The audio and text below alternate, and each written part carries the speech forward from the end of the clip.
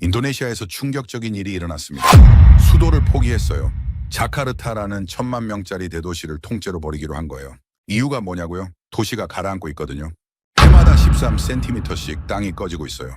이대로 두면 2045년엔 도시 전체가 물에 잠깁니다. 역사상 이런 일은 처음이에요. 한 나라가 수도를 버리고 새로 짓겠다고 선언한 거잖아요. 당연히 전 세계가 달려들었죠. 중국이 제일 먼저 손 들었어요. 싸게 해줄게, 빨리 지어줄게. 인도네시아 정부 고위층 절반이 넘어갔습니다. 계약서 도장 찍기 직전까지 갔어요. 그런데요, 서명 하루 전날 밤에 대통령이 전부 뒤집어 버렸습니다. 중국 아니라고요. 다른 나라 하겠다고요. 중국이 발칵 뒤집어졌죠. 도대체 어느 나라길래 우리를 밀어냈냐고요. 한국이었습니다. 근데 진짜 이상한 건요. 한국은 가격 경쟁을 안 했어요. 러스 서버 로비도 안 했고요. 심지어 한 발 물러서서 구경만 하고 있었거든요. 그런데 왜 인도네시아는 한국을 붙잡은 걸까요? 한국한테 도대체 뭐가 있던 걸까요? 가라앉는 나라가 끝까지 한국만 붙잡은 진짜 이유. 그 눈물겨운 이야기 지금 바로 시작합니다. 저는 인도네시아 국가수도청에서 도시계획 일을 하고 있는 아르만 위자야라고 해요. 올해 46살이고요. 이 바닥에서 25해 넘게 구르고 굴러서 여기까지 왔습니다. 도시 인프라라는 게 뭐냐면요. 쉽게 말해서 사람들이 안전하게 살 수 있는 터전을 만드는 일이에요. 도로 깔고 하수도 뚫고 전기 연결하고 물길 잡고요. 눈에 잘 안 띄는 일이지만 이게 없으면 도시라는 게 굴러가질 않거든요. 저는 그런 일을 평생 해왔어요. 사람들이 저한테 그래요. 아르만 씨는 일밖에 모르는 사람이라고요. 새벽까지 사무실에 불 켜놓고 있고 주말에도 현장 돌아다니고 휴가도 제대로 안 쓴다고요. 틀린 말은 아니에요. 가족한테 소홀한 것도 사실이고요. 근데 제가 왜 이렇게까지 하는지 아는 사람은 별로 없어요. 저도 처음부터 이런 사람은 아니었거든요. 2007년 2월이었습니다. 그날을 제가 어떻게 잊겠어요. 자카르타에 비가 쏟아졌어요. 그냥 비가 아니었어요. 하늘에 구멍이 뚫린 것처럼 사흘 동안 단 한순간도 쉬지 않고 퍼부었죠. 도시의 절반 이상이 물에 잠겼습니다. 차들이 둥둥 떠다녔고 집들이 무너졌어요. 사람들은 지붕 위로 올라가서 살려달라고 소리쳤고요. 저는 그때 자카르타 주정부에서 일하는 28살짜리 신참 공무원이었어요. 젊고 패기 넘치던 시절이었죠. 세상을 바꿀 수 있다고 믿었던 시절이요. 그날 밤에도 야근을 하고 있었는데 10시쯤 아내한테서 전화가 왔어요.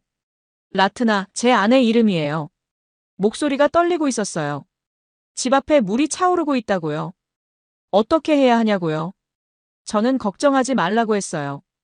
금방 갈게. 문 잘 잠그고 높은 데로 올라가 있어. 그렇게 말하고 전화를 끊었어요. 그게 마지막이었습니다.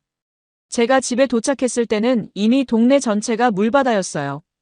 허리까지 차오른 흙탕물을 헤치고 우리 집 앞에 갔는데요. 라트나가 옆집 지붕 위에 올라가 있었어요. 누산타라 프로젝트에 합류한 건 2023년 초였어요. 정부에서 국가수도청이라는 새 조직을 만들었는데 저한테 수석 도시계획관 자리를 줬거든요. 영광스러운 일이었죠. 새 수도를 설계하는 핵심 멤버가 된 거니까요. 20년 동안 기다려온 기회였어요. 드디어 제대로 된 도시를 처음부터 만들 수 있게 됐다 싶었죠. 근데 막상 일을 시작하니까 현실이 만만치 않았어요. 보르네오 섬 한가운데 허허벌판에 200만 명이 살 도시를 짓는다? 말은 쉽죠. 문제는 우리한테 경험이 없다는 거였어요. 스마트시티 설계, 수자원 관리, 친환경 인프라, 이런 건 책으로만 봤지 실제로 해본 적이 없었거든요. 자카르타는 네덜란드 식민지 시절에 만들어진 도시예요. 우리가 직접 설계한 적이 없어요. 그래서 외국 기업의 도움이 반드시 필요했습니다. 첫 번째 기술심의위원회가 열린 날을 똑똑히 기억해요. 회의실에 들어갔는데 분위기가 좀 이상했어요. 수르야디 인프라부 장관이 맨 앞자리에 떡하니 앉아 있었는데요. 원래 이 회의에 참석할 사람이 아니었거든요. 그런데 더 이상한 건 장관 옆에 낯선 외국인이 딱 붙어 앉아 있었다는 거예요. 중국 사람이었어요. 양복이 비싸 보였고 얼굴이 반질반질했어요. 웃고 있었는데 눈은 안 웃더라고요. 계산기를 두드리는 눈이었어요. 천하오밍이라는 이름이었어요. 중국 국영건설공사 동남아 총괄이래요. 회의 시작도 전에 이 사람이 자료를 쫙 돌렸습니다. 번쩍번쩍한 그래픽에 숫자가 빽빽했어요. 3년 안에 기본 골격 완성, 5년 안에 50만 인구 수용 가능, 가격은 경쟁사 대비 30% 저렴. 위원들 눈이 휘둥그레졌죠. 여기저기서 감탄이 터져나왔어요. 이렇게 빨리? 이렇게 싸게? 수르야디 장관은 연신 고개를 끄덕이면서 흡족한 표정을 짓고 있었고요. 저는 자료를 찬찬히 들여다봤어요. 뭔가 이상했거든요. 화려한 건물 조감도는 잔뜩 있는데 정작 중요한 게 빠져 있었어요. 저는 손을 들었어요. 저기요, 수자원 관리 계획이 안 보이는데요. 보르네오가 열대 기후잖아요. 우기 되면 비가 엄청나게 쏟아지거든요. 배수 시스템이랑 저수 시설 계획은 어디 있어요? 처나오밍이 저를 쳐다봤어요. 싱긋 웃으면서 대답했죠. 그건 부차적인 문제라고요. 일단 도시 틀을 잡고 나서 천천히 보완하면 된다고요. 저는 더 말하려 했어요. 부차적이라뇨, 물 관리가 도시의 기본인데요. 근데 수르야디 장관이 끼어들었어요. 아르만 씨는 걱정이 너무 많다면서요. 천총괄이 전문가인데 알아서 하시겠지. 그러면서 회의를 끝내버렸어요. 회의실을 나오는데 다리에 힘이 없었어요. 저만 빼고 다들 만족스러운 표정이었거든요. 중국이랑 하면 되겠네. 빠르고 싸고 좋네. 그런 얘기들이 들렸어요. 저는 아무 말도 못하고 사무실로 돌아왔습니다. 그날 저녁에 집에 늦게 들어왔어요. 거실에 아들 리즈키가 앉아 있었어요. 22살인데 대학에서 환경공학을 전공하고 있거든요. 저를 닮아서 똑똑한 애예요. 근데 저를 보는 눈이 차가웠어요. 요즘 계속 그래요. 아버지 오늘도 늦었네요. 그렇게 말하더니 한숨을 쉬었어요. 저는 미안하다고 했어요. 회의가 길어져서 그랬다고요. 리즈키가 일어나면서 말했어요. 아버지는 맨날 미안하다고만 한다고요. 엄마 생일 잊어버린 거 알고 있냐고요. 가슴이 철렁했어요. 라트나 생일이 사흘 전이었거든요. 완전히 까먹고 있었던 거예요. 케이크도 안 사고 꽃도 안 사고 축하한다는 말도 안 했어요. 리즈키가 자기 방으로 들어가면서 말했어요. 아버지는 죽은 사람만 생각하고 살아있는 사람은 안 본다고요. 문이 쾅 닫혔습니다. 저는 한참 동안 거실에 서 있었어요. 할 말이 없었거든요. 사실이니까요. 푸트리를 잃고 나서 저는 계속 그래왔어요. 미래를 구하겠다면서 정작 눈앞에 있는 사람들은 놓치고 있었던 거죠. 라트나가 방에서 나왔어요. 아무 말 없이 제 손을 잡았어요. 괜찮다고요. 리즈키도 다 안다고요. 그냥 아버지가 보고 싶은 거라고요. 저는 고개를 숙였습니다. 이 여자한테 너무 미안했어요. 딸을 잃고 남편은 일밖에 모르고 아들은 아버지를 원망하고 얼마나 힘들었을까요? 근데 저는 또 내일 아침이면 사무실로 갈 거예요. 안 그러면 안 되니까요. 근데 푸트리가 안 보이는 거예요. 6살 난 제 딸 푸트리가요. 라트나가 울면서 소리쳤어요. 푸트리가 좋아하는 토끼 인형을 가지러 방에 들어갔는데 갑자기 물이 확 불어났다고요. 눈 깜짝할 사이에 일어난 일이었대요. 문이 안 열렸대요. 물살에 막혀서요. 저는 망설임 없이 물에 뛰어들었습니다. 몇 번이고 잠수했어요. 눈을 떠도 아무것도 안 보였어요. 그냥 시커먼 흙탕물만 가득했죠. 손으로 이리저리 더듬어 봐도 부서진 가구 조각이랑 쓰레기만 닿았어요. 푸트리, 푸트리 하고 물속에서 소리 질렀어요. 당연히 대답이 없었죠. 목이 터져라 불러도 돌아오는 건 물소리뿐이었어요. 다음 날 아침에 수색대가 푸트리를 찾았어요. 우리 집에서 300m 떨어진 하수구 입구였습니다. 제 딸은요, 그 좋아하던 하얀 토끼 인형을 두 팔로 꼭 껴안고 있었어요. 인형이 없으면 잠을 못 자는 애였거든요. 그래서 가지러 들어간 거였어요. 6살짜리가요. 장례를 치르고 나서 한 달 동안 아무것도 못했습니다. 밥도 안 먹고 말도 안 하고 그냥 멍하니 앉아만 있었어요. 숨만 쉬고 있었죠. 라트나는 저를 원망하지 않았어요. 오히려 어느 날 밤에 제 손을 꼭 잡더니 이렇게 말했어요. 푸트리는 이제 하늘나라에 있다고요. 근데 이 땅에는 아직 수많은 아이들이 있다고요. 당신이 할 수 있는 일을 하라고요. 다른 집 푸트리들은 지켜주라고요. 그날 이후로 저는 미친 사람처럼 일했어요. 배수 시스템을 연구하고 치수 계획을 공부하고 선진국 사례를 분석하고요. 20년 가까이 그렇게 살았습니다. 과장되고 국장되고 결국 국가수도청 수석 도시계획관까지 올라갔어요. 근데요, 자카르타는 여전히 가라앉고 있었어요. 해마다 13cm씩요. 제가 아무리 발버둥 쳐도 도시 자체가 내려앉는 건 막을 수가 없었던 거예요. 그러다 누산타라 얘기가 나왔습니다. 새 수도를 짓는다고요.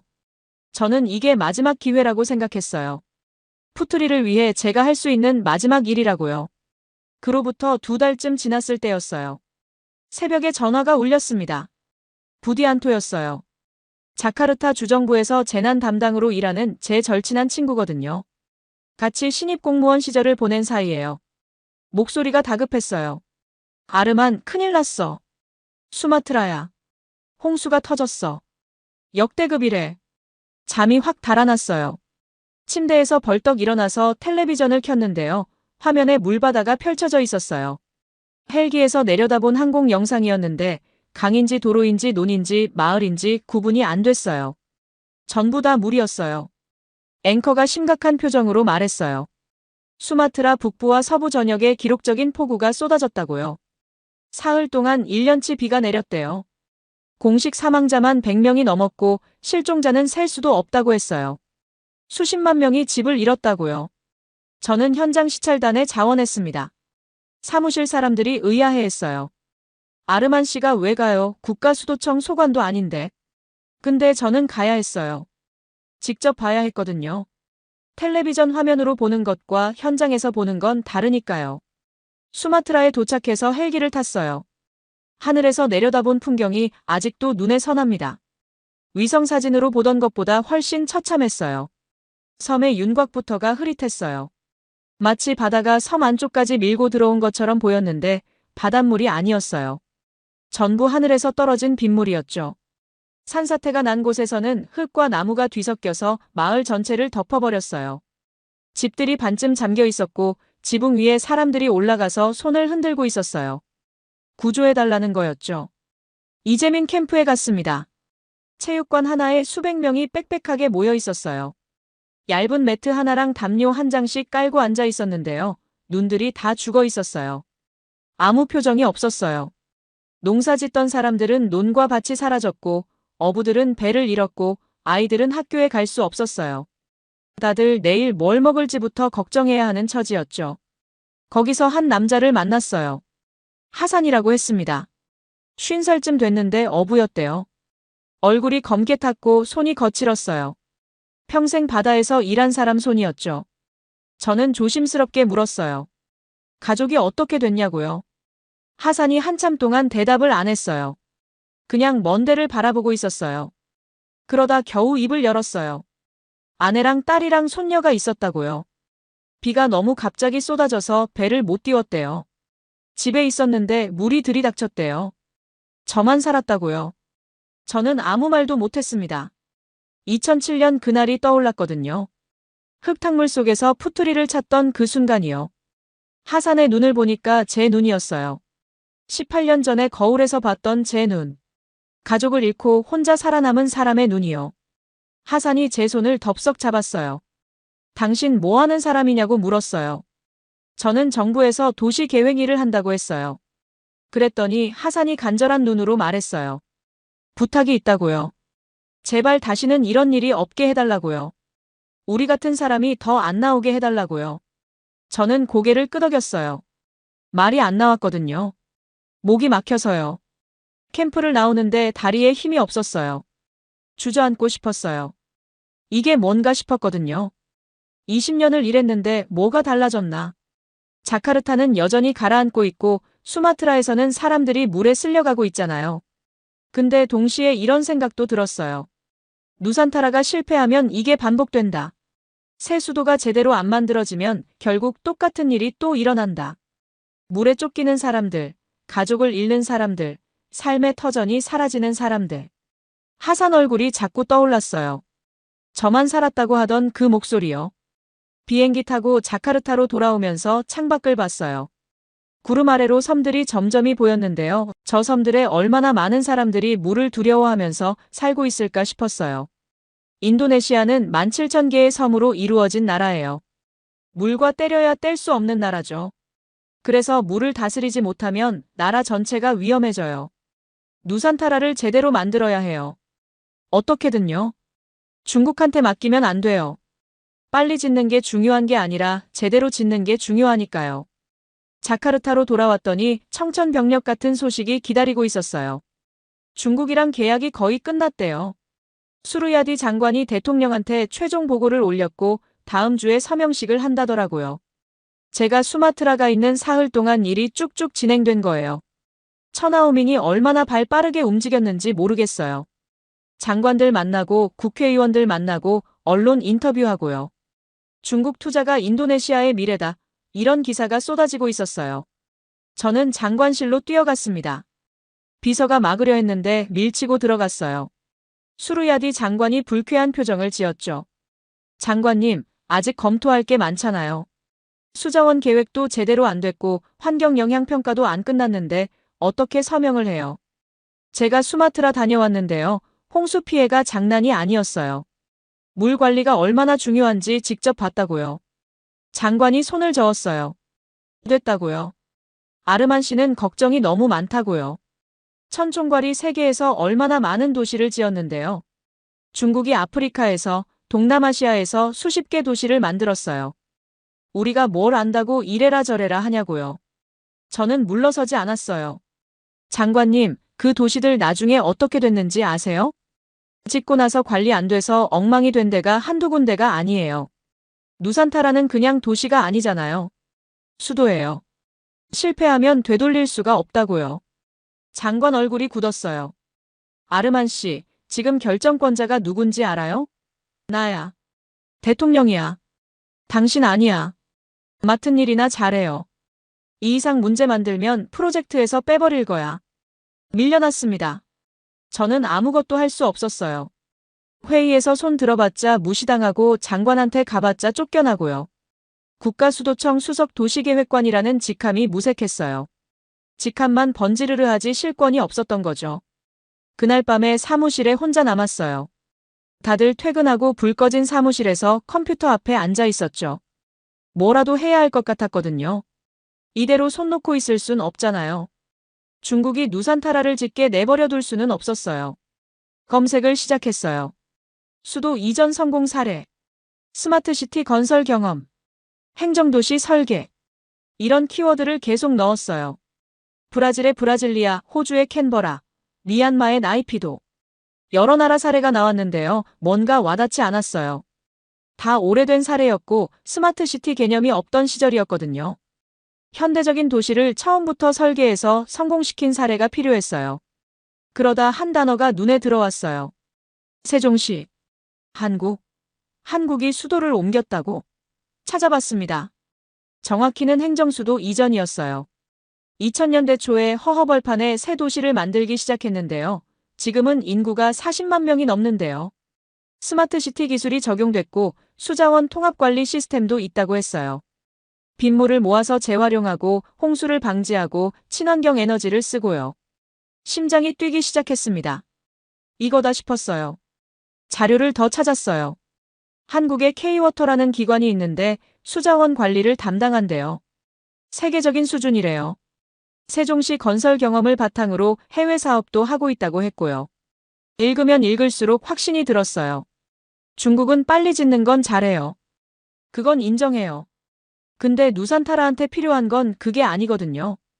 빨리 짓고 끝나는 게 아니라 수십 년을 버텨야 하는 도시예요. 기후 변화에 대응하고 물을 다스리고 사람들이 안전하게 살 수 있게 해야 해요. 그걸 실제로 해본 나라가 필요했어요. 그게 한국이었어요. 세계에서 유일하게 행정수도 이전에 성공한 나라요. 새벽이 됐을 때 결심이 섰습니다. 한국에 가야겠다. 직접 가서 봐야겠다. 세종시가 진짜 어떤 곳인지, 한국이 뭘 할 수 있는 건지요. 문제는 명분이었어요. 공식 출장을 가려면 장관 승인이 필요한데 수르야디 장관이 허락할 리가 없었거든요. 중국이랑 계약하려는 마당에 한국 보러 간다고 하면 바로 잘릴 거예요. 비공식으로 가야 했어요. 연차 쓰고 사비 털어서요. 창밖이 밝아오고 있었어요. 푸트리 사진이 책상 위에 있었어요. 저는 그 사진을 한참 봤어요. 가야 해요. 안 가면 평생 후회할 것 같았거든요. 한국에 가기로 마음은 먹었는데 막상 실행하려니까 두려웠어요. 제가 뭔데요? 그냥 인도네시아 공무원 하나잖아요. 아무 연줄도 없고 한국어 한마디도 못하는데요. 한국 가서 세종시 보여달라고 하면 누가 만나줘요? 그냥 관광객 취급당하고 끝날 것 같았어요. 괜히 갔다가 빈손으로 돌아오면 그게 더 비참하잖아요. 돈만 날리고 시간만 날리고요. 밤마다 잠이 안 왔어요. 천장 보면서 이런저런 생각이 꼬리를 물었죠. 실패하면 어떡하지? 장관한테 들키면 어떡하지? 연차 쓰고 한국 간 거 알면 어떡하지? 프로젝트에서 잘리면 어떡하지? 걱정이 걱정을 낳았어요. 그러다 이상한 일이 생겼어요. 어느 날 새벽에 거실로 나갔는데 푸투리가 소파에 앉아 있었어요. 6살 때 모습 그대로요. 분홍색 원피스를 입고 하얀 토끼 인형을 안고 있었어요. 저를 쳐다보면서 빙그레 웃고 있었죠. 아빠 하고 부르더라고요. 저는 얼어붙었습니다. 몸이 안 움직였어요. 말도 안 나왔고요. 그냥 서서 쳐다보기만 했어요. 푸투리가 또 말했어요. 아빠 왜 무서워해요? 꿈이라는 걸 알았어요. 알면서도 눈물이 났어요. 푸투리야 하고 부르려는데 목이 막혔어요. 그러다 눈을 떴습니다. 새벽 4시였어요. 소파엔 아무도 없었고요. 저는 한참 동안 거실 바닥에 주저앉아 있었어요. 심장이 미친 듯이 뛰고 있었어요. 라트나가 방에서 나왔어요. 인기척을 느꼈나 봐요. 여보, 왜 그래요? 무슨 꿈 꿨어요? 저는 라트나한테 다 얘기했어요. 한국에 가고 싶다는 것, 세종시를 직접 보고 싶다는 것, 근데 무섭다는 것, 실패하면 어떡하냐는 것, 혼자서 이 큰일을 감당할 자신이 없다는 것, 주절주절 다 쏟아냈어요. 아내 앞에서 약한 모습 보이는 게 창피했는데 그날은 어쩔 수 없었어요. 라트나가 제 옆에 앉았어요. 한참 동안 아무 말 없이 제 손을 잡고 있었어요. 그러다 천천히 입을 열었어요. 여보, 푸투리가 떠난 후에 당신이 얼마나 힘들었는지 나는 알아요. 20년 동안 혼자서 다 짊어지려고 했잖아요. 일에 묻어서 슬픔을 견디려고 했잖아요. 나도 알아요. 근데 있잖아요. 푸투리는 당신이 이렇게 힘들어하는 거 원하지 않을 거예요. 저는 고개를 숙였어요. 라트나가 계속 말했어요. 당신이 할 수 있는 일이 있으면 해요. 푸투리를 위해서. 그리고 아직 살아있는 아이들을 위해서. 실패하면 어때요? 안 해보고 후회하는 것보다 낫잖아요. 해보고 안 되면 그때 생각하면 돼요. 그 말에 뭔가 풀렸어요. 가슴을 짓누르고 있던 게 조금 가벼워졌달까요? 맞아요. 안 해보고 후회하는 것보다 해보고 후회하는 게 나아요. 실패해도 괜찮아요. 시도조차 안 하는 건 진짜 실패니까요. 다음 날 아침에 리즈키한테 갔어요. 아들은 여전히 저를 피하고 있었는데 잡아서 앉혔어요. 리즈키야, 아버지가 한국에 좀 다녀올게. 아들이 의아한 표정을 지었어요. 뭐하러요? 세수도 짓는 일 때문에요. 한국에 가서 배워올 게 있어서요. 리즈키가 한심하다는 듯이 저를 봤어요. 아버지는 맨날 일이잖아요. 가족은 안중에도 없으면서요. 저는 가만히 있다가 입을 열었어요. 맞아. 아버지가 잘못했어. 너한테도 엄마한테도. 미안하다. 근데 이건 꼭 해야 해. 아버지가 푸투리 잃고 나서 20년 동안 매달려온 일이야. 이번이 마지막 기회야. 리즈키가 저를 봤어요. 눈빛이 조금 달라졌어요. 화난 게 아니라 뭔가 복잡한 표정이었죠. 한참 있다가 말했어요. 그럼 다녀오세요. 근데 이번엔 진짜 뭔가 해오세요. 맨날 바쁘다 바쁘다 하면서 아무것도 안 바뀌잖아요. 알았어. 약속할게. 그날 저녁에 항공권을 끊었습니다. 연차 일주일 쓰고 사비로 가는 거예요. 아무도 모르게요. 짐을 싸면서 손이 떨렸어요.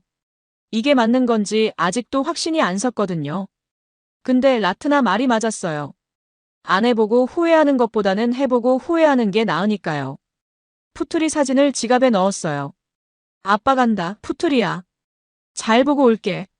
인천공항에 내렸을 때 첫인상은요, 깨끗하다였어요. 바닥이 반짝반짝했고 천장이 높았어요. 공기도 달랐어요. 자카르타 공항이랑 비교가 안 됐죠. 사람들이 질서정연하게 줄 서 있었고 안내 표지판이 곳곳에 있었어요. 영어도 병기되어 있어서 헤매지 않고 입국 심사를 통과할 수 있었어요. 근데 문제가 있었어요. 저는 한국어를 한마디도 못했거든요. 안녕하세요랑 감사합니다 정도? 그것도 발음이 엉망이었죠. 출국 전에 코이카 그러니까 한국국제협력단에 연락을 넣었어요. 인도네시아에서 온 공무원인데 세종시를 방문하고 싶다고요. 누산타라 프로젝트 관련해서 배우고 싶은 게 있다고요. 솔직히 답장이 올 거라고 기대 안 했어요. 개인 자격으로 보낸 이메일이었거든요. 공식 루트도 아니고요. 근데 답장이 왔어요. 유민지라는 분이었는데 코이카 파견원이래요. 인도네시아에서 2년 동안 봉사활동을 했었대요. 인도네시아어를 할 줄 안다고 했어요.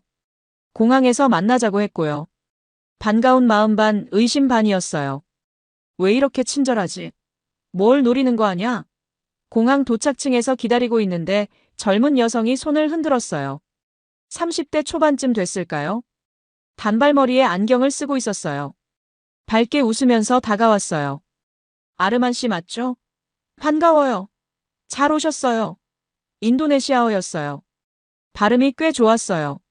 저는 긴장이 조금 풀렸어요. 세종시까지 차로 2시간 정도 걸렸는데요. 가는 동안 유민지 씨가 이것저것 설명해줬어요. 세종시가 어떻게 만들어졌는지, 처음엔 반대가 얼마나 심했는지, 정치적으로 얼마나 시끄러웠는지, 그래도 어떻게 여기까지 왔는지요. 한국 사람들이 빨리빨리 문화가 있어서 일 추진력이 엄청나다고 했어요. 결정되면 바로 실행한다고요. 도착해서 차에서 내렸을 때 저는 입을 다물 수가 없었어요. 이게 15년 전에 허허벌판이었다고요? 눈앞에 도시가 펼쳐져 있었어요. 높은 빌딩들, 넓은 도로, 잘 정돈된 공원, 그리고 거리를 오가는 사람들. 진짜 도시였어요. 그것도 아주 깔끔하고 현대적인 도시요. 정부청사 건물들이 늘어서 있었고 주변에 아파트 단지가 조성되어 있었어요. 도로마다 자전거 도로가 있었고 곳곳에 녹지가 있었어요. 계획대로 만들어진 도시라는 게 느껴졌어요. 그날 오후에 박준혁 대표를 만났습니다. 스마트시티 컨설팅 회사를 운영하는 분인데요. 세종시 초기 설계에 참여했던 분이래요. 유민지 씨가 연결해줬어요. 50대 중반쯤 되어 보였어요. 머리가 반백이었고 눈이 날카로웠어요. 첫인상이 좀 무서웠어요. 근데 악수하는 손은 따뜻했어요. 목소리도 부드러웠고요. 아르만 씨, 인도네시아에서 오셨다고요? 누산타라 프로젝트 때문에? 네, 직접 보고 싶어서 왔습니다. 한국이 어떻게 새 도시를 만들었는지요. 박 대표가 고개를 끄덕였어요. 좋아요. 내일 제가 직접 안내해 드릴게요. 세종시가 어떻게 만들어졌는지, 뭐가 잘 됐고 뭐가 안 됐는지 숨기지 않고 다 보여드릴게요. 실패한 것도 포함해서요. 저는 깜짝 놀랐어요. 이렇게 쉽게 받아들일 줄 몰랐거든요. 보통은 좋은 것만 보여주려고 하잖아요. 실패한 것도 보여주겠다니요. 다음 날 아침부터 투어가 시작됐어요. 박 대표가 직접 차를 몰았어요. 정부청사 단지, 주거지역, 상업지구, 공원, 그리고 수자원 관리 시설까지요. 특히 인상 깊었던 건 빗물 관리 시스템이었어요. 도시 전체에 저류지가 있었고 빗물을 모아서 재활용하는 시스템이 구축되어 있었어요. 홍수 방지와 물 재활용을 동시에 하는 거였죠. 저는 연신 사진을 찍었어요. 질문도 엄청 많이 했고요. 박 대표는 하나하나 친절하게 답해줬어요. 이건 이래서 이렇게 했고, 저건 저래서 저렇게 했고, 이건 처음에 실패했다가 나중에 고쳤고요. 숨기는 게 없었어요. 저는 점점 마음이 열렸어요. 이 사람은 믿을 수 있겠다 싶었어요. 세종시에서 셋째 날이었어요. 오전에 K워터 수자원 연구원을 방문하기로 되어 있었는데요. 아침에 핸드폰이 미친 듯이 울렸어요. 인도네시아에서 온 전화였어요. 부디안토였습니다. 아르만, 지금 어디야? 한국이야. 왜? 야, 큰일 났어. 천하오민이 대통령 직접 만났대. 서명식이 일주일 앞으로 당겨졌어. 심장이 쿵 내려앉았어요. 손에 들고 있던 커피잔을 떨어뜨릴 뻔했어요. 일주일? 다음 주라고? 그리고 수루야디 장관이 너 찾고 있어. 연차 쓴 거 알고 엄청 화났대. 당장 돌아오래. 어디 갔냐고 난리야. 저는 전화기를 든 채 멍해졌어요. 이제 막 실마리를 찾았는데 시간이 없어진 거예요. 일주일. 고작 일주일. 그 안에 뭘 어떻게 해요? 유민지 씨가 제 표정을 보더니 물었어요. 무슨 일이에요? 얼굴이 하얘졌어요. 상황을 설명했어요. 유민지 씨 얼굴도 어두워졌죠. 일주일이면 시간이 너무 없네요. 어떡하죠? 그때 박준혁 대표한테서 전화가 왔어요. 원래 K워터 방문에 동행하기로 했거든요. 아르만 씨, 저도 소식 들었어요. 유민지 씨한테 연락받았어요. 일단 만나서 얘기해요. 포기하긴 일러요. 수자원 연구원에서 만났습니다. 연구원 건물은 생각보다 컸어요. 첨단 장비들이 즐비했고 연구원들이 바쁘게 오가고 있었어요. 거기서 김서연 박사를 소개받았어요. 40대 초반의 여성인데 수자원 관리 전문가였어요. 한국의 4대강 수계 시스템 설계에 참여했대요. 날카로운 인상이었는데 말투는 차분했어요. 김 박사가 제 상황을 듣더니 말했어요. 아르만 씨, 중국 제안서 내용 알아요? 대략은 알아요. 회의에서 봤으니까요. 제가 봤어요. 누산타라 수자원 계획이요. 솔직히 말하면 문제가 많아요. 뭐가요? 보르네오 기후 특성을 전혀 반영 안 했어요. 열대 기후에서 우기 때 강수량이 얼마나 되는지 아세요? 한 달에 500mm가 넘게 내리는 곳이에요. 중국 안대로 하면 배수 용량이 턱없이 부족해요. 3년 안에 배수 시스템 터져요. 도시 전체가 물에 잠길 수도 있어요. 등골이 서늘해졌어요. 제가 걱정하던 게 맞았던 거예요. 역시나 물 관리가 문제였어요. 김 박사가 계속 말했어요. 그래서요, 제가 분석 보고서를 만들어 드릴게요. 중국 안의 문제점이랑 대안을 정리해서요. 데이터로 보여드릴게요. 일주일 안에 가능해요. 저는 고개를 숙였어요. 감사합니다. 정말 감사합니다. 근데 제가 이걸 어떻게 써먹어요? 장관이 저 말 안 들어요. 회의에서 발언해봤자 무시당해요. 박 대표가 말했어요.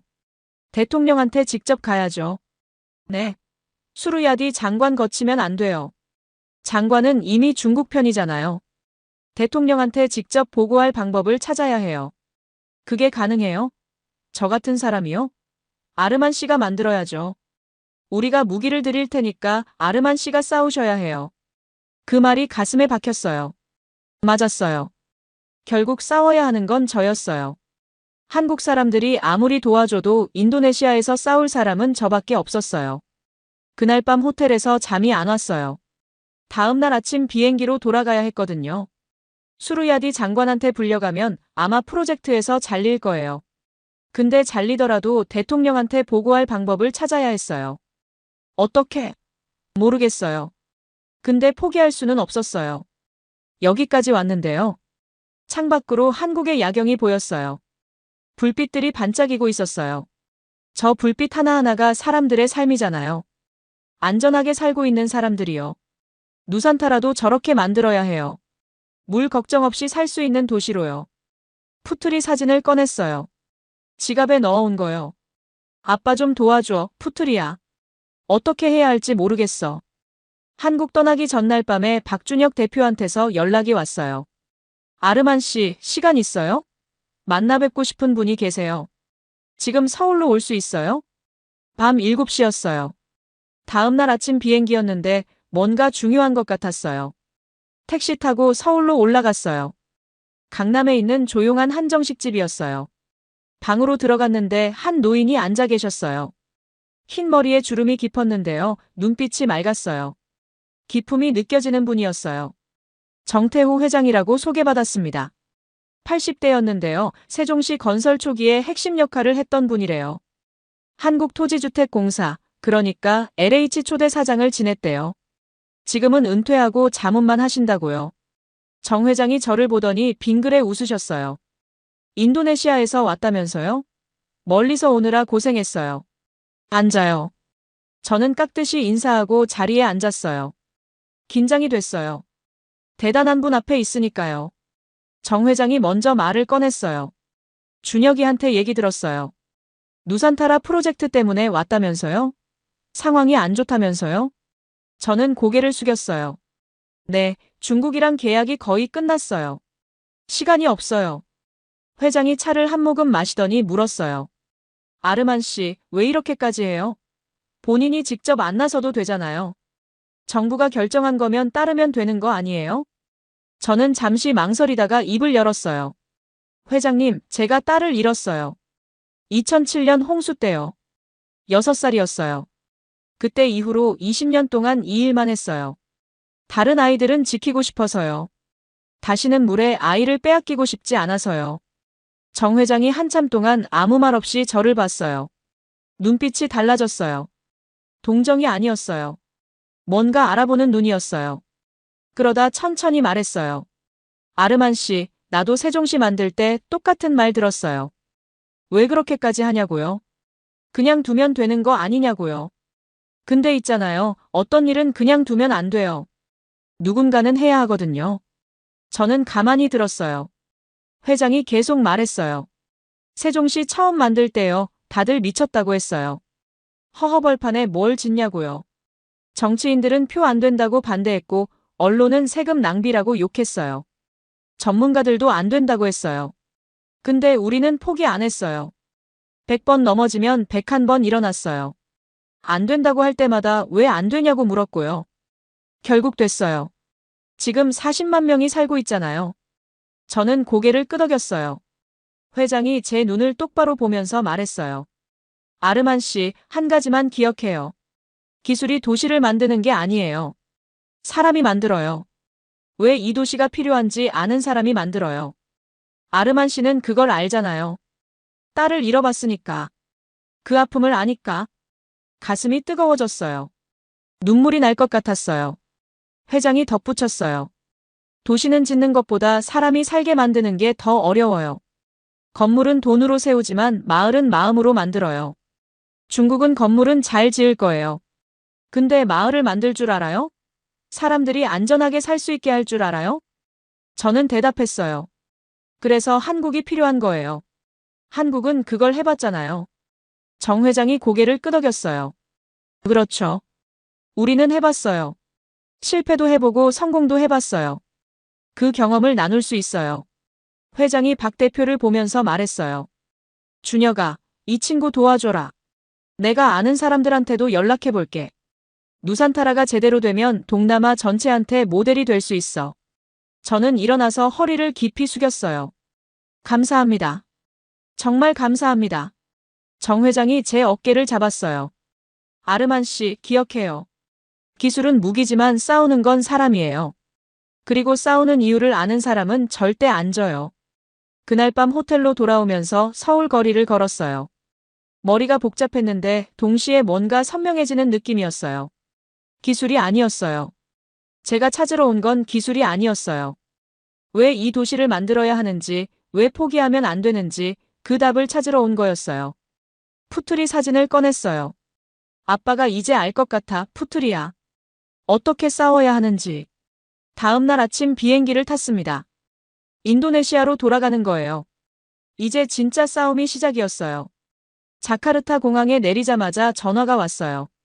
수르야디 장관 비서였어요. 장관님이 당장 보자고 하신대요. 지금 바로요. 장관실에 들어갔는데 분위기가 싸늘했어요. 수르야디 장관이 책상에 앉아서 저를 노려보고 있었어요. 옆에 천하오밍이 서 있었어요. 싱긋 웃고 있더라고요. 승자의 미소였죠. 장관이 입을 열었어요. 아르만 씨, 연차 내고 어디 갔다 왔어요? 저는 솔직하게 말했어요. 한국이요. 세종시 보러 갔습니다. 장관 얼굴이 불그락푸르락해졌어요. 내가 뭐라고 했어요? 맡은 일이나 하라고 했잖아. 누가 한국 가래요? 지금 중국이랑 계약 코앞인데 딴짓을 해? 저는 물러서지 않았어요. 장관님, 중국 안에 문제가 있어요. 수자원 계획이 엉망이에요. 이대로 가면 3년 안에 도시가 물에 잠길 수 있어요. 천하오밍이 끼어들었어요. 아르만 씨, 전문가가 아니시잖아요. 우리가 전 세계에서 얼마나 많은 도시를 지었는데요. 걱정 마세요. 저는 가방에서 서류를 꺼냈어요. 김서연 박사가 만들어준 분석 보고서였어요. 이거 보세요. 한국 수자원 전문가가 분석한 거예요. 보르네오 기후 특성을 전혀 반영 안 했어요. 배수 용량이 턱없이 부족해요. 장관이 서류를 받아들더니 휙 던져버렸어요. 바닥에 종이가 흩어졌어요. 이딴 게 뭐야? 한국 사람들이 만든 거잖아. 자기네 일감 따려고 만든 거 아니야? 저는 할 말을 잃었어요. 장관이 자리에서 일어났어요. 아르만 씨, 지금부터 프로젝트에서 손 떼요. 회의 참석 금지. 서명식에도 오지 마요. 더 문제 만들면 그냥 잘라버릴 거야. 머리가 하얘졌어요. 20년을 바쳐온 일에서 쫓겨나는 거였어요. 사무실로 돌아왔는데 동료들이 저를 피했어요. 눈도 안 마주치려고 하더라고요. 다들 알고 있었어요. 아르만이 찍혔다는 거요. 저한테 말 걸면 자기들도 불똥 튄다고 생각한 거죠. 그날 밤에 집에 갔는데 리즈키가 거실에 있었어요. 제 얼굴을 보더니 물었어요. 아버지, 무슨 일 있어요? 저는 아무 말도 못했어요. 소파에 털썩 주저앉았어요. 한참 있다가 겨우 입을 열었어요. 잘렸어. 프로젝트에서 쫓겨났어. 리즈키 표정이 굳었어요. 뭐요? 왜요? 한국 갔다 온 거 들켰어. 장관이 화났어. 리즈키가 한숨을 쉬었어요. 그러더니 옆에 앉았어요. 아버지, 그래서 어떡할 거예요? 저는 고개를 저었어요. 모르겠어. 뭘 어떻게 해야 할지 모르겠어. 라트나가 방에서 나왔어요. 제 손을 잡았어요. 아무 말 없이요. 그냥 손만 잡고 있었어요. 저는 그 손을 붙잡고 한참 동안 아무 말도 못했어요. 20년이 물거품이 되는 기분이었어요. 며칠 동안 집에만 있었어요. 출근해봤자 할 일이 없었거든요. 회의에서 빠지고 서류도 안 오고요. 투명인간이 된 기분이었어요. 그러다 한국에서 연락이 왔어요. 박준혁 대표였어요. 아르만 씨, 상황 들었어요. 괜찮아요? 저는 괜찮지 않다고 했어요. 솔직하게요. 프로젝트에서 쫓겨났다고요. 이제 제가 할 수 있는 게 없다고요. 박 대표가 말했어요. 아직 끝난 거 아니에요. 김서연 박사가 보고서 완성했어요. 중국 안의 문제점을 데이터로 다 정리했어요. 이거 대통령한테 전달할 수 있으면 판이 바뀔 수 있어요. 대통령이요? 제가요? 저는 지금 찍힌 사람이에요. 장관이 맡고 있는데 어떻게 대통령을 만나요? 박 대표가 잠시 침묵했어요. 그러다 말했어요. 방법이 아예 없진 않아요. 정태후 회장님이 움직이고 계세요. 인도네시아 쪽에 아는 분이 계시대요. 심장이 뛰기 시작했어요. 정 회장님이요? 네. 회장님이 그러셨어요. 아르만 씨는 싸울 이유를 아는 사람이라고요. 그런 사람은 도와줘야 한다고요. 저는 전화기를 붙잡고 한참 동안 아무 말도 못했어요. 모르는 나라에서 모르는 사람들이 저를 도와주고 있었어요. 왜요? 저한테 뭐가 있다고요? 며칠 후에 이메일이 왔어요. 김서연 박사한테서요. 첨부 파일이 있었어요. 누산타라 수자원 계획 분석 보고서. 50쪽짜리였어요. 중국 안의 문제점을 조목조목 짚어놨어요. 배수 용량 부족, 저류지 설계 오류, 우기 강수량 미반영, 집안 침하 위험. 전부 데이터로 증명했어요. 그리고 대안도 제시했어요. 한국이 어떻게 할 수 있는지요. 저는 보고서를 읽으면서 손이 떨렸어요. 이거면 돼요. 이거면 대통령을 설득할 수 있어요. 문제는 어떻게 전달하느냐였죠. 그때 부디안토한테서 전화가 왔어요. 아르만 나야. 좋은 소식이야. 뭔데? 다음 주에 수마트라 이재민 대표단이 대통령 만난대. 홍수 복구 지원 요청하러요. 너도 알지? 이재민 캠프에서 만났던 하산이 대표로 간대. 하산이요? 그 어부요? 근데 있잖아, 하산이 너 찾고 있어. 아르만 씨 어디 있냐고요? 만나고 싶대. 심장이 쿵쾅거렸어요. 하산.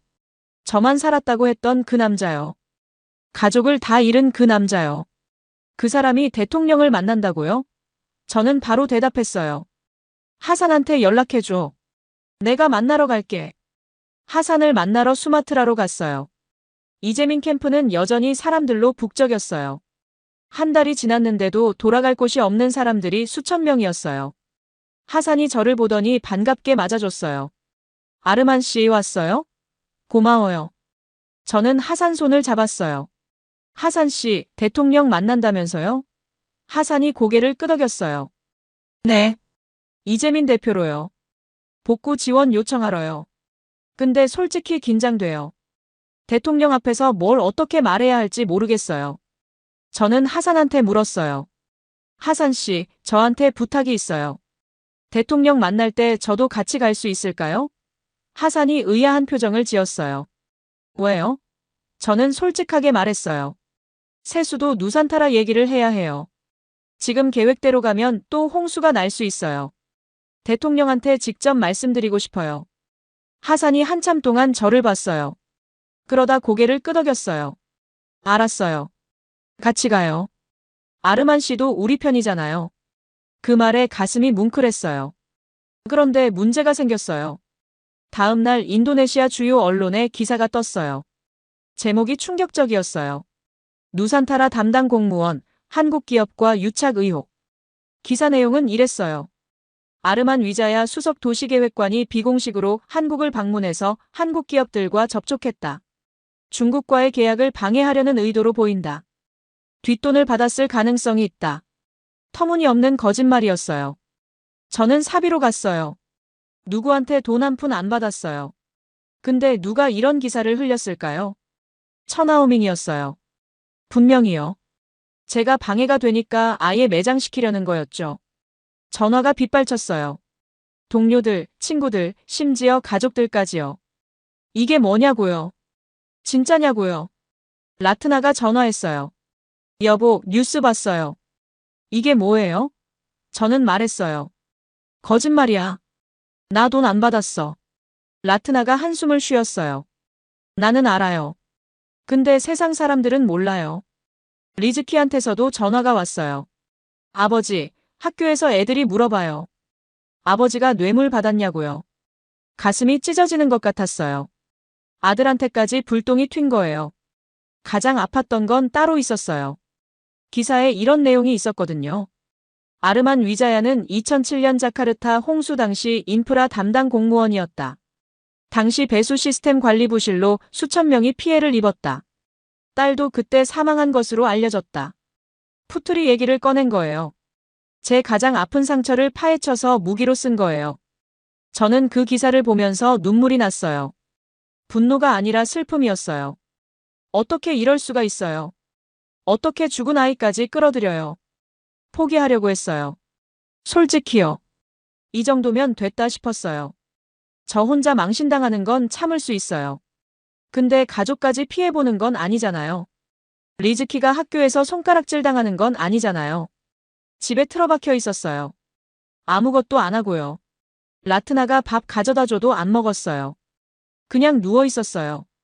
그러다 누군가 문을 두드렸어요. 열어봤더니 하산이었어요. 수마트라에서 올라온 거예요. 아르만 씨, 뭐해요? 왜 연락이 안 돼요? 저는 힘없이 말했어요. 하산 씨, 나 못 가요. 기사 봤죠? 나 지금 매장당했어요. 같이 가면 하산 씨한테도 피해가요. 하산이 저를 똑바로 봤어요. 그러더니 가방에서 뭔가를 꺼냈어요. 종이 묶음이었어요. 편지들이요. 이게 뭐냐면요, 이재민들이 쓴 거예요. 아르만 씨한테요. 저는 편지를 받아들었어요. 손으로 꾹꾹 눌러 쓴 글씨들이었어요. 읽기 시작했어요. 아르만 씨, 저는 집을 잃었습니다. 근데 포기하지 마세요. 우리를 위해서요. 아르만 씨가 캠프에 왔을 때 눈빛이 달랐어요. 진심이라는 걸 알았어요. 제발 끝까지 싸워주세요. 내 손녀가 물에 떠내려갔습니다. 다른 아이들은 지켜주세요. 부탁이에요. 눈물이 흘렀어요. 멈출 수가 없었어요. 이 사람들이 저를 믿고 있었어요. 가족을 잃고 집을 잃고 아무것도 없는 사람들이요. 저한테 희망을 걸고 있었어요. 하산이 말했어요. 아르만 씨, 언론이 뭐라고 하든 우리는 알아요. 당신이 어떤 사람인지요. 포기하지 마요. 저는 한참 동안 울었어요. 펑펑 울었어요. 라트나가 옆에 와서 안아줬어요. 리즈키도 왔어요. 아들이 처음으로 제 등을 토닥여줬어요. 아버지, 울지 마요. 저 괜찮아요. 애들이 뭐라고 하든 상관없어요. 저는 리즈키를 봤어요. 진짜야? 리즈키가 고개를 끄덕였어요. 아버지가 옳은 일하는 거 알아요. 끝까지 해요. 그날 밤에 다시 일어났어요. 김서연 박사 보고서를 꺼냈어요. 처음부터 끝까지 다시 읽었어요. 중요한 부분에 밑줄 치고 메모했어요. 대통령 앞에서 뭘 어떻게 말할지 정리했어요. 한국에서도 연락이 왔어요. 박준혁 대표랑 김서연 박사가 인도네시아로 온대요. 직접 와서 도와주겠대요. 저는 깜짝 놀랐어요. 여기까지 와요? 박 대표가 말했어요. 당연하죠. 여기서 포기하면 안 되잖아요. 우리도 함께 싸울게요. 대통령 면담 전날 밤 호텔방에 다 모였어요. 박 대표, 김 박사, 유민지 씨, 하산, 그리고 저. 밤새 프레젠테이션을 준비했어요. 아침이 밝아올 때쯤 다 됐어요. 이제 진짜 마지막이었어요. 대통령궁 앞에 섰을 때 다리가 떨렸어요. 이재민 대표단은 10명이었어요. 하산이 맨 앞에 있었고 저는 맨 뒤에 있었어요. 원래 명단에 없었거든요. 하산이 수행원으로 끼워 넣어준 거예요. 경비원이 신분증을 확인했어요. 제 이름을 보더니 잠깐 멈칫했어요. 뉴스에서 본 얼굴이니까요. 근데 명단에 있으니까 통과시켜줬어요. 대기실에서 기다렸어요. 30분쯤 지났을까요? 문이 열리면서 안내원이 들어오세요 했어요. 심장이 미친 듯이 뛰었어요. 회의실에 들어갔는데 대통령이 정면에 앉아 계셨어요. 옆에 수르야디 장관이 있었어요. 저를 보더니 눈이 커졌어요. 뭐야, 왜 저놈이 여기 있어? 그런 표정이었죠. 근데 대통령 앞이라 말은 못하더라고요. 그리고 천하오밍도 있었어요. 구석에 앉아 있었어요. 중국 측 참관인 자격이래요. 저를 보더니 싱긋 웃었어요. 여기까지 기어들어왔네. 그런 웃음이었어요. 하산이 먼저 발언했어요. 대통령님, 저희는 수마트라 홍수 피해자들입니다. 집을 잃었습니다. 가족을 잃었습니다. 저는 아내와 딸과 손녀를 한꺼번에 잃었습니다. 복구 지원을 부탁드립니다. 대통령이 고개를 끄덕였어요. 안타깝습니다. 최선을 다해 지원하겠습니다. 하산이 계속 말했어요. 대통령님, 한 가지 더 말씀드리고 싶은 게 있습니다. 여기 아르만 씨가 계세요. 이분이 저희한테 중요한 얘기를 해주셨어요. 세수도 누산타라에 관한 거예요. 들어주시겠습니까? 대통령이 저를 봤어요. 수르야디 장관 얼굴이 붉어졌어요. 대통령님, 이 사람은 신뢰할 수 없습니다. 한국 기업과 유착 의혹이 있어요. 뉴스에도 났잖아요. 대통령이 손을 들었어요. 장관, 잠깐요. 드러나 봅시다. 저는 앞으로 나갔어요. 다리가 후들거렸어요. 숨을 깊이 들이쉬었어요. 대통령님, 저는 국가수도청 아르만 위자야입니다. 오늘 제가 드릴 말씀은 누산타라의 미래에 관한 겁니다. 서류를 꺼내려는데 손이 떨렸어요. 종이가 바스락거렸어요. 긴장돼서 말이 안 나왔어요. 머릿속이 하얘졌어요. 그때 회의실 구석에서 뭔가 반짝였어요. 창문으로 햇살이 들어왔는데요. 제 지갑 속 푸트리 사진에 빛이 닿은 거였어요. 아침에 꺼내놨다가 주머니에 넣었거든요. 푸트리 얼굴이 보였어요. 웃고 있었어요. 아빠, 할 수 있어요. 저는 서류를 내려놨어요. 준비한 발표를 접었어요. 대신 다른 얘기를 시작했어요. 대통령님, 저는 2007년 홍수 때 딸을 잃었습니다. 회의실이 조용해졌어요. 저는 계속 말했어요. 6살이었습니다. 푸툴이라는 이름이었어요. 꽃이라는 뜻이에요. 그날 밤에 비가 쏟아졌어요. 집에 물이 차올랐어요. 푸투리가 좋아하는 인형을 가지러 방에 들어갔는데 물이 갑자기 불어났어요. 저는 늦게 도착했어요. 아무리 찾아도 못 찾았어요. 다음 날 수색대가 하수구 근처에서 제 딸을 찾았어요. 인형을 꼭 안고 있었어요. 대통령이 숨을 멈춘 게 느껴졌어요. 장관도 천하오밍도 아무 말 없었어요. 저는 말을 이었어요. 그날 이후로 저는 20년 동안 도시 인프라에 매달렸습니다. 다른 아이들은 지키고 싶었어요. 다시는 물에 아이를 빼앗기고 싶지 않았어요. 근데 자카르타는 계속 가라앉았어요. 제가 아무리 노력해도요. 저는 하산을 가리켰어요. 여기 하산 씨도 똑같아요. 아내와 딸과 손녀를 한꺼번에 잃었어요. 수마트라에는 이런 분들이 수천 명이에요. 대통령이 고개를 끄덕였어요. 저는 서류를 다시 들었어요. 대통령님, 누산타라는 우리의 마지막 기회예요. 새로 시작할 수 있는 기회요. 근데 지금 계획대로 가면 안 됩니다. 여기 보시면요. 중국 안은 보르네오 기후 특성을 전혀 반영 안 했어요. 우기 강수량을 고려 안 했어요. 이대로 지으면 3년 안에 배수 시스템이 터져요. 또 홍수가 나요. 또 아이들이 죽어요. 수르야디 장관이 끼어들었어요. 대통령님, 이건 한국 측에서 만든 자료예요. 편향된 거예요. 저는 장관을 똑바로 봤어요. 장관님, 그러면 중국 자료는 안 편향됐어요? 자기들 계약 따려고 만든 건 아니에요? 장관 얼굴이 붉어졌어요. 대통령이 말했어요. 아르만 씨, 그래서 대안이 뭐예요? 저는 대답했어요. 한국이요. 한국은 세계에서 유일하게 행정수도 이전에 성공한 나라예요. 세종시라고요. 15년 전 허허벌판에 지금 40만 명이 살아요. 스마트시티 기술이 있고 수자원 관리 시스템이 있어요. 저도 직접 가서 봤어요. 진짜예요. 저는 깊이 숨을 들이쉬었어요. 대통령님, 부탁드립니다. 한국 측 얘기도 들어봐 주세요. 지금 밖에 한국 전문가들이 와 있어요. 직접 설명 들으시면 이해되실 거예요. 대통령이 잠시 생각했어요. 장관 얼굴을 봤다가 저를 봤다가요. 긴 침묵이 흘렀어요. 그러다 입을 열었어요. 들어오시라고 해요. 문이 열렸어요. 박준혁 대표와 김서연 박사가 들어왔어요. 심장이 터질 것 같았어요. 해냈어요. 여기까지 왔어요. 박준혁 대표가 앞으로 나갔어요. 허리를 깊이 숙여 인사했어요. 대통령님, 저는 한국에서 온 박준혁이라고 합니다. 스마트시티 컨설팅 회사를 운영하고 있고요. 20년 전에 세종시 초기 설계에 참여했습니다. 오늘 제가 여기 온 이유를 말씀드리겠습니다. 박 대표가 노트북을 열었어요. 화면이 벽에 투사됐어요. 첫 번째 사진이 떴어요. 허허벌판이었어요. 풀만 무성하고 아무것도 없는 땅이었죠. 박 대표가 말했어요. 이게 2004년 세종시입니다. 20년 전이에요. 아무것도 없었어요. 논밭이랑 야산뿐이었죠. 사람들이 그랬어요. 여기다 뭘 짓냐고요? 미쳤냐고요? 다음 사진이 떴어요. 똑같은 장소였는데 완전히 달랐어요. 고층 빌딩이 늘어서 있었고 넓은 도로가 있었고 공원이 있었어요. 사람들이 걸어 다니고 있었고요.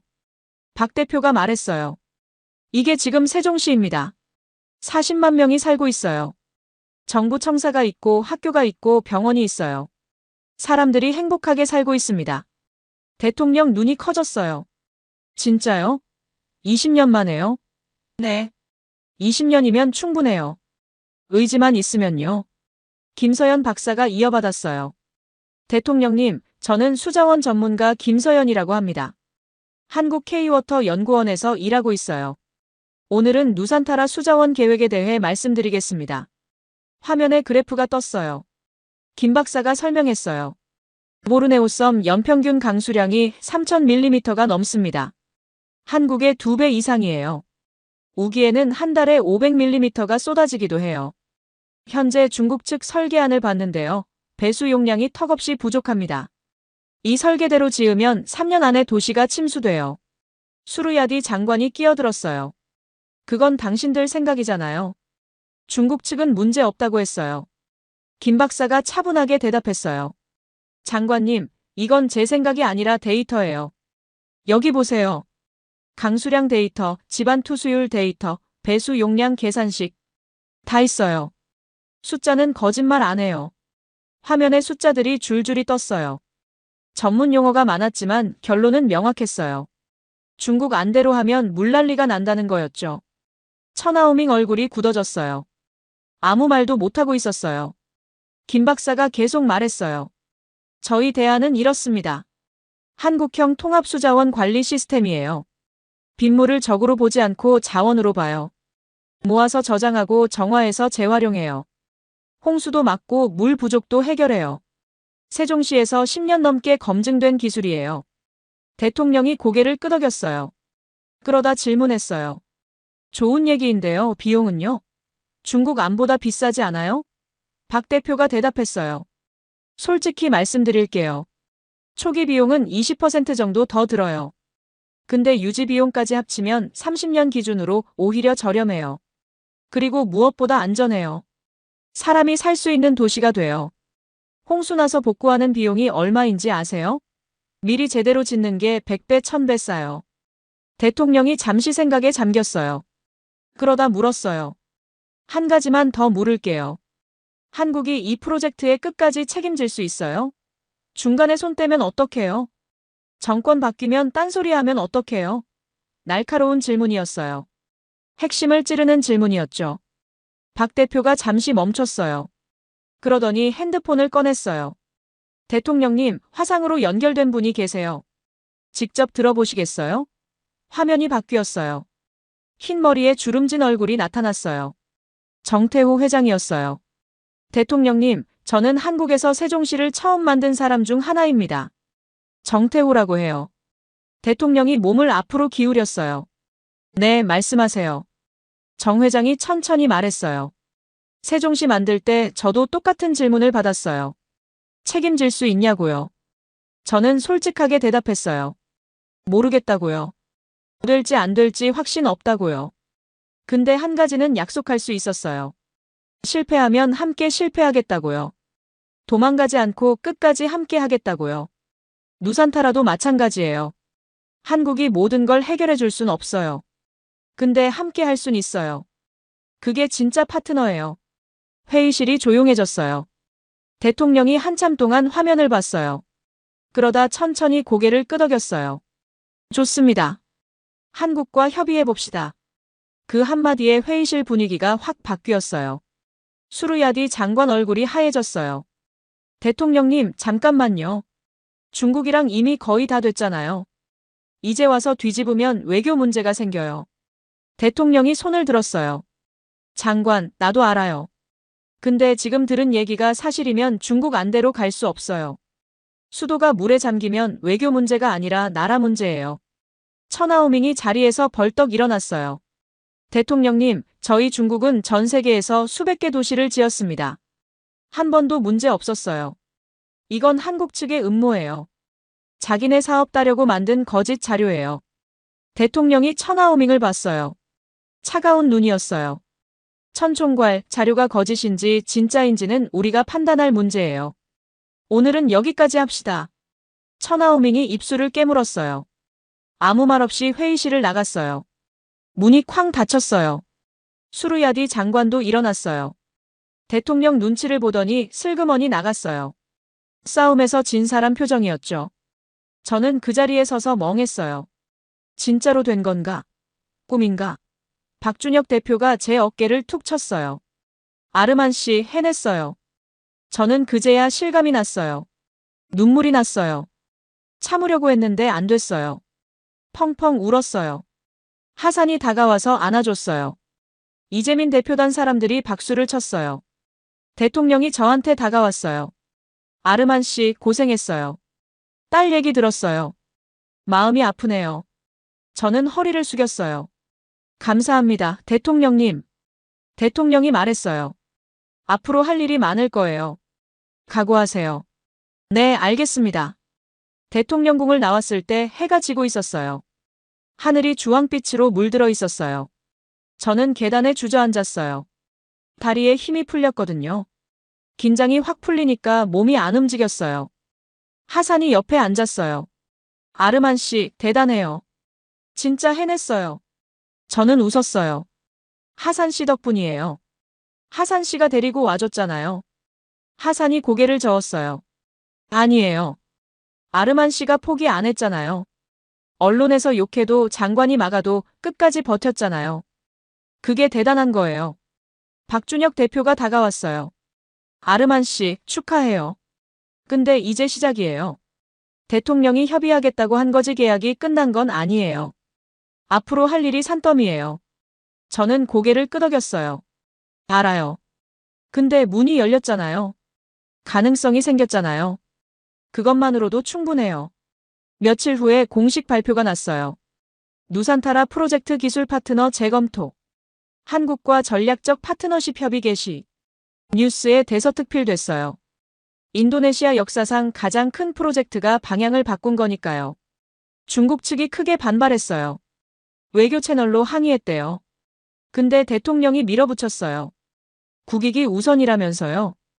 수르야디 장관은 다른 부서로 옮겨졌어요. 사실상 좌천이었죠. 천하오밍은 중국으로 돌아갔어요. 나중에 들으니까 본사에서 문책당했대요. 이 큰 프로젝트를 날려먹었으니까요. 저는 프로젝트에 복귀했어요. 직위도 올랐어요. 누산타라 건설 총괄 책임자가 됐어요. 영광스러웠지만 부담도 컸어요. 이제 진짜로 도시를 만들어야 했으니까요. 말만 하는 게 아니라 실제로 해내야 했어요. 라트나한테 전화했어요. 여보, 나 총괄 책임자 됐어.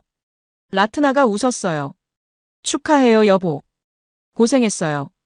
저는 전화기를 붙잡고 한참 있었어요. 여보, 고마워. 당신 없었으면 여기까지 못 왔어. 무슨 소리예요? 당신이 잘한 거예요. 아니야. 진짜 당신 덕분이야.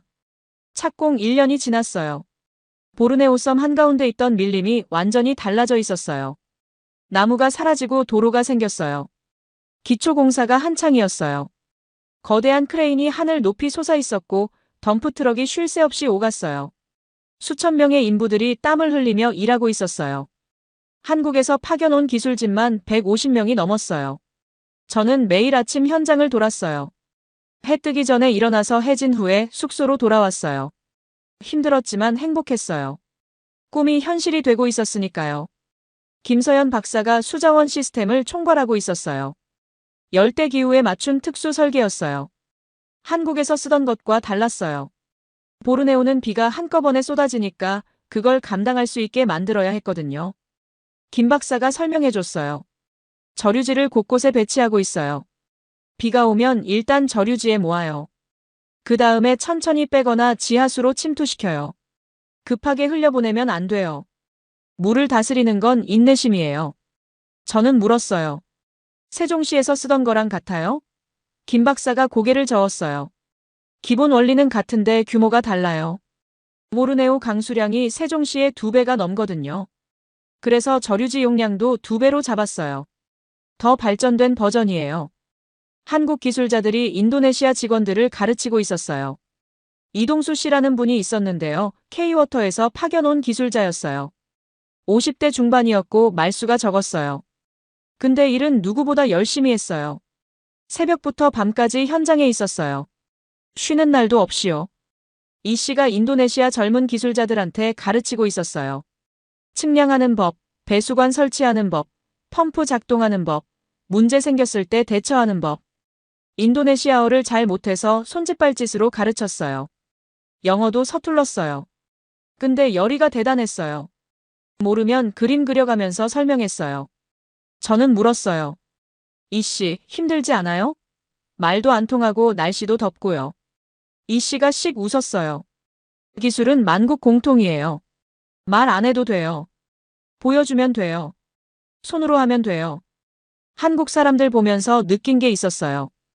이 사람들은 그냥 돈 벌러 온 게 아니었어요. 진심으로 누산타라를 만들고 싶어 했어요. 성공시키고 싶어 했어요. 마치 자기 나라 일처럼요. 왜 그런지 박준혁 대표한테 물어봤어요. 대표님, 한국 사람들은 왜 이렇게 열심히 해요? 남의 나라 일인데요.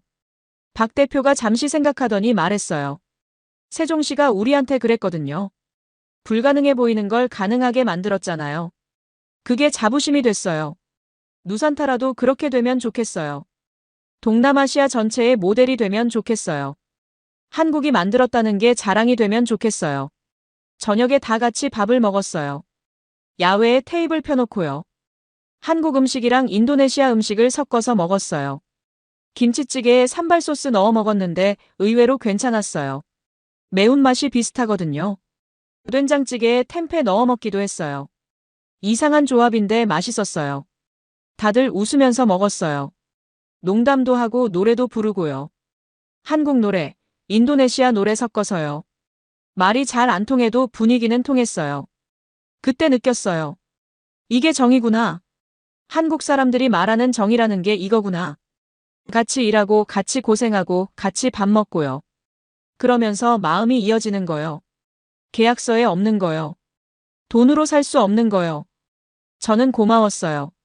한국 사람들한테요. 모르는 나라에서 온 모르는 사람들인데 이렇게까지 해주니까요. 이건 기술 이전이 아니었어요. 마음 이전이었어요. 착공 2년차에 리즈키가 현장에 왔어요. 대학을 졸업하고 취직을 했는데요. 누산타라 프로젝트에 지원했대요. 환경영향평가팀에 배치됐어요. 저는 깜짝 놀랐어요. 아들이 같은 현장에서 일하게 될 줄은 정말 몰랐거든요. 리즈키가 헬기에서 내리는 걸 봤어요. 큰 가방 메고 있었어요.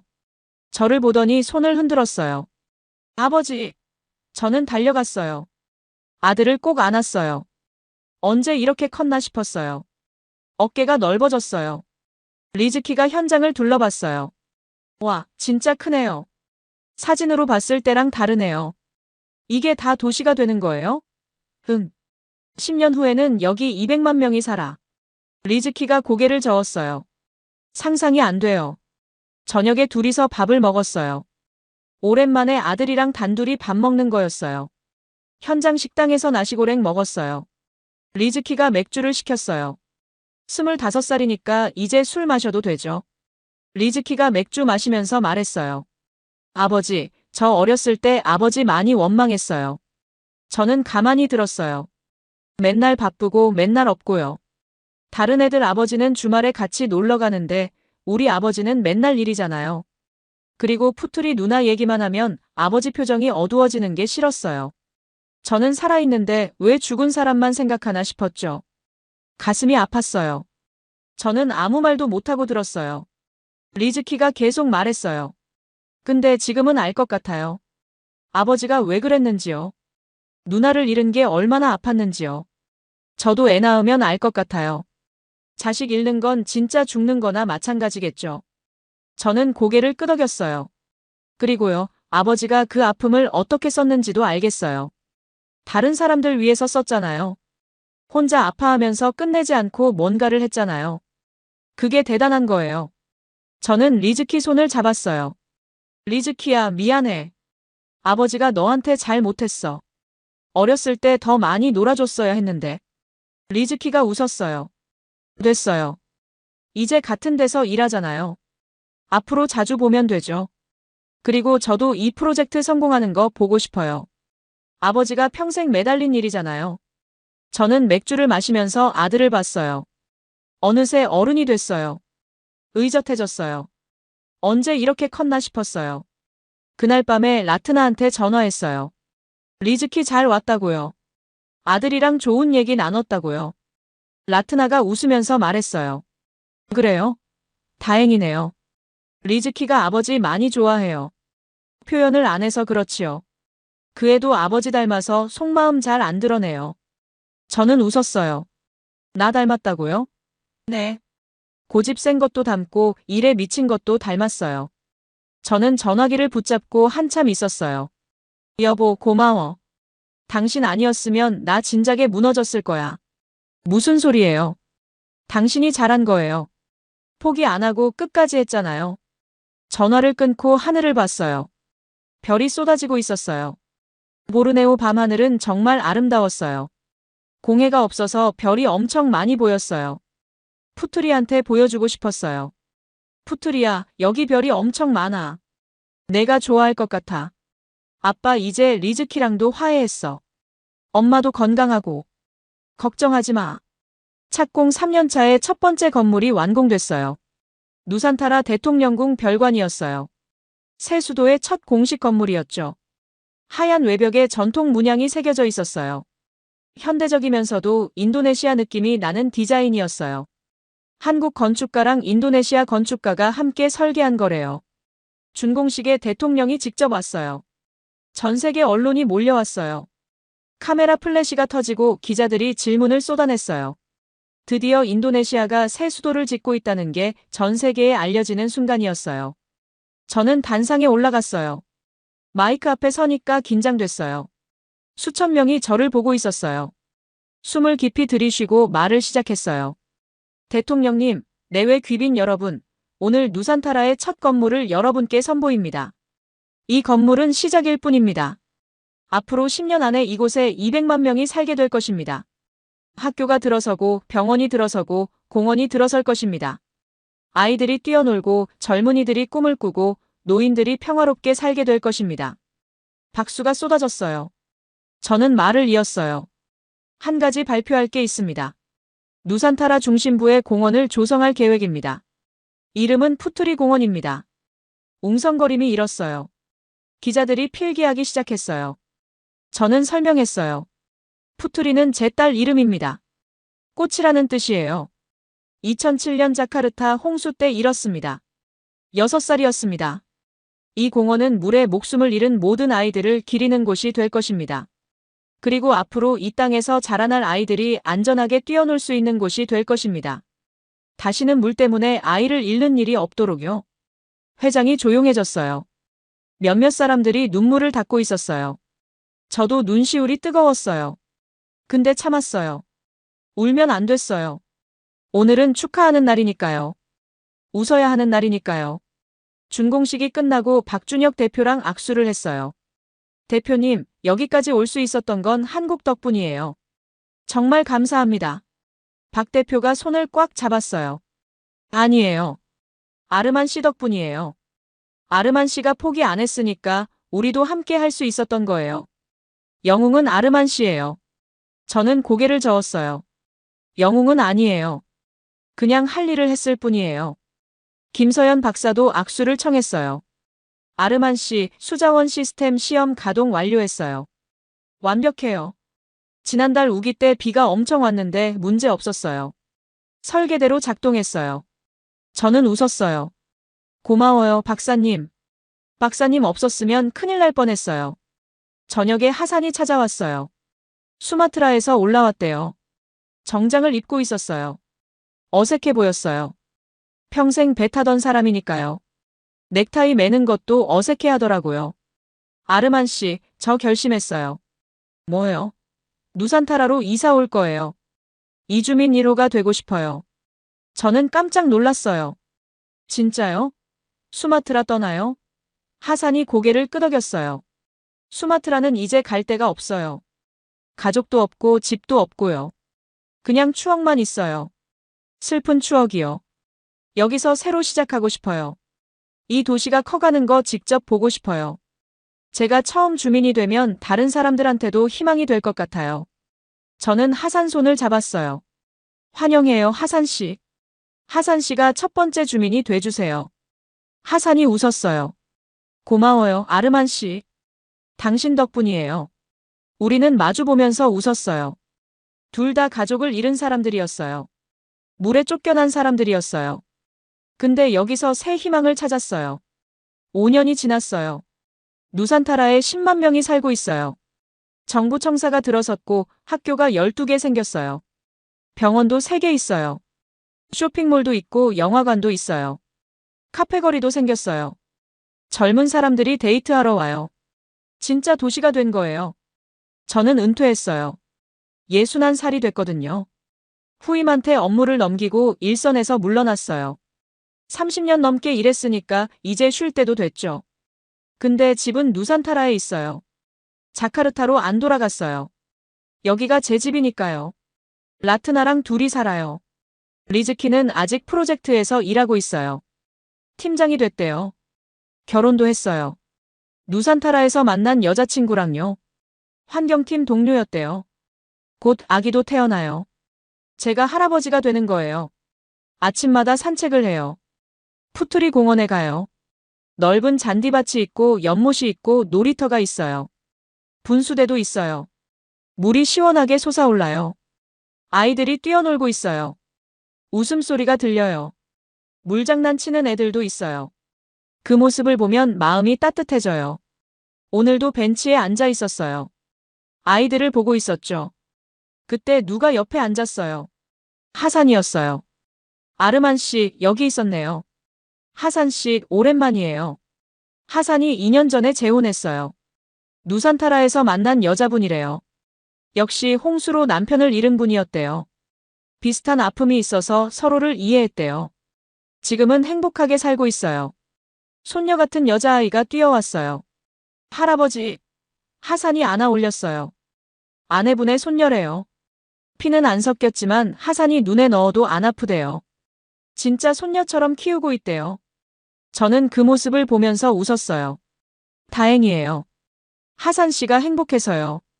하산이 말했어요. 아르만 씨 덕분이에요. 이 도시 덕분이에요.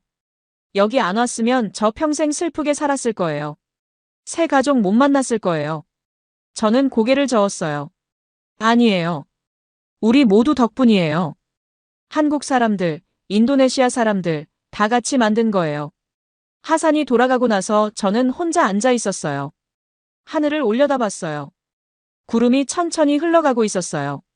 파란 하늘이 끝없이 펼쳐져 있었어요. 푸투리야, 보여? 아빠가 도시를 만들었어. 아이들이 안전하게 뛰어노는 도시를요. 물 걱정 없는 도시를요. 너 같은 아이가 다시는 안 생기게요. 와, 저기 아이들이 놀고 있잖아. 분수대에서 물장난 치고 있잖아. 무섭지 않아. 이제 물이 무섭지 않아. 바람이 불었어요. 나뭇잎이 살랑거렸어요. 마치 푸투리가 대답하는 것 같았어요. 아빠, 잘했어요. 고마워요. 눈물이 났어요. 오랜만에 울었어요. 근데 슬픈 눈물이 아니었어요. 감사한 눈물이었어요. 기쁜 눈물이었어요. 한국이 저한테 가르쳐 준 게 있어요. 기술이 아니에요. 포기하지 않는 법이에요. 넘어져도 다시 일어나는 법이에요. 함께하면 불가능도 가능해진다는 거예요. 저는 일어났어요. 집으로 돌아갈 시간이에요. 라트나가 밥 차려놓고 기다리고 있을 거예요. 오늘 점심은 뭐지? 나시고랭일까? 된장찌개일까? 요즘 라트나가 한국 음식도 잘 만들거든요. 걸으면서 뒤를 돌아봤어요. 푸투리 공원에서 아이들이 뛰어놀고 있었어요. 웃음소리가 바람에 실려왔어요. 이게 제가 꿈꿨던 거예요. 이게 제가 20년 동안 매달린 이유예요. 이제 됐어요. 푸투리야, 아빠 이제 됐어.